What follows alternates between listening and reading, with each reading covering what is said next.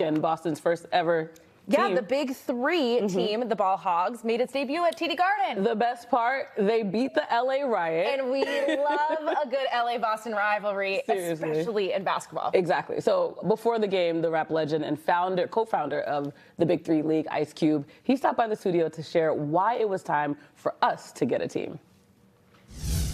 For the first time in Big Three history, the city of Boston officially has its own team. So what better person to talk to about the milestone than the league's founder, Ice Cube? Welcome. I mean, you're more than just the league's founder, but in this situation, you're the Big Three League founder. Yeah, appreciate it. Happy to be here. Happy that, Boston has a squad. Boston has been amazing to the Big Three. We had our championship here last year, and every time we come, the crowd gets bigger, more excited. And once we started to plant ourselves in cities, we knew, Boston has to be one of them. Exactly. I mean, we talked last time before, a few months ago, and you mentioned it's a big basketball city. So, of course, anytime there's a new era of basketball, I think people are going to be willing to embrace it. Without a doubt, and it's going to be great at the TD Garden on Sunday. We got 4 games for the price of 1. Boston is playing game 3, so get there and root. And they're playing against LA. The LA so Riot. You guys get to chant "Beat LA" if you want to. It's a perfect matchup. So it's going to be fun. Yeah, for sure. I believe that. So for those that aren't familiar with Big Three, I think at this point most people do know, but it takes a unique approach to basketball with that 3-on-3 format. What would you say was some of the risks when you started the league, because people are so used to the 5-on-5? Just proof of concept.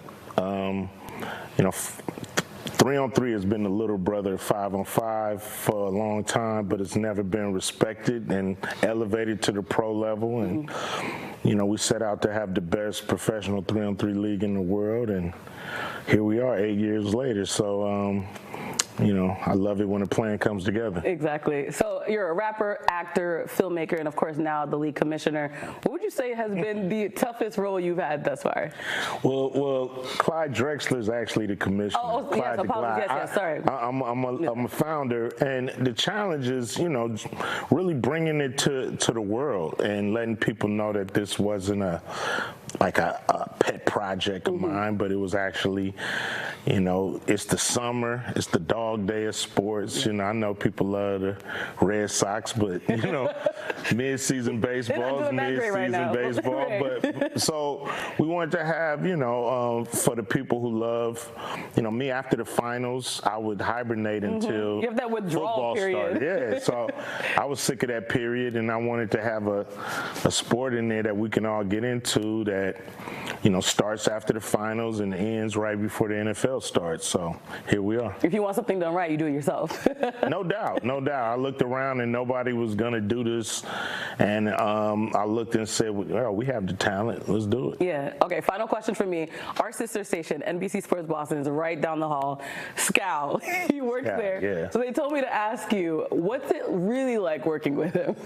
Oh, Scal's the best. No, he is. I always poke fun at him. Yeah, he's a great dude. And he's been a part of the league from day one. He played for the Ball Hogs. And then, now he's doing commentating for us, and he's the best in the business when it comes to the Big Three. He knows our game inside out, and he brings the fans closer to the game, and, he's always got the right energy. So, Exactly. We love Scal. Yeah, we love him here, too. I had to poke fun. Yeah, no doubt. Well, we appreciate your time, and for those of you that are watching, you want to learn more about Ice Cube's league, just head to big3.com.